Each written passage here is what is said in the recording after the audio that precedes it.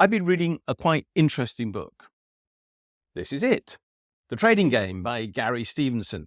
Now, Gary produces a YouTube channel of his own called Gary's Economics. He's quite well known for that, and this book is about his life as a trader in the City of London, which made him a multimillionaire at a very young age. There's some discussions in the book which I think really quite important. I just want to read one of those insights to you. What he says is, the key takeaway here is that economists nowadays are ultimately mathematicians, not great thinkers or game players. And that's absolutely and completely true. That is what they are. The whole of modern economics is all about doing maths. And I often tell young people this when they're thinking of going to university to study economics. So I say, do you want to spend 3 years doing, well, not just maths, but some pretty lousy maths that doesn't answer any known question that society has ever asked of, well, anyone, let alone an economist? Because what economists do is actually presume that there is a perfect world. We all know everything. Obviously, we don't, of course, but I don't kid you, that's what they assume.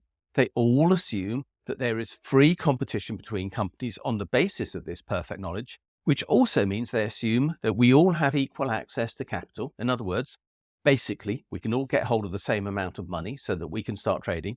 Obviously, that's true, isn't it, based upon your own experience? There's no inequality in the world.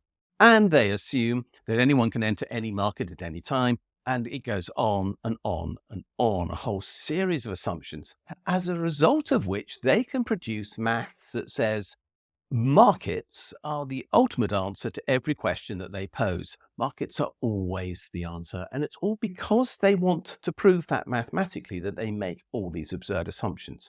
Now, I know they do some twists on their model, which then try to allow for the fact that not all these assumptions are true. But what they call those are imperfections. In other words, they still think there is a perfect world that they're aiming for. And the serious part of all this that I want to explain is that actually, deep down, they really believe that there should be a perfect world where their maths works. And they translate that into their policy recommendations. And so, when they look at the NHS, they say, privatize it, bring in more competition. Hence all the trusts that we have. Hence Wes Streeting saying that we must bring in private competitors with the NHS to undertake operations and everything else. Hence why they say education must be run on the basis of trusts and there must be some form of competition.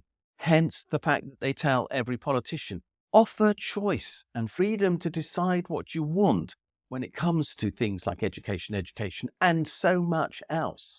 Hence all the time why they tell politicians, you don't know the answers because government is inefficient compared to markets because our maths says so. Their maths doesn't say that. Their maths does say nothing like that at all. It just says that because they've rigged their maths to make sure that is the answer that they get.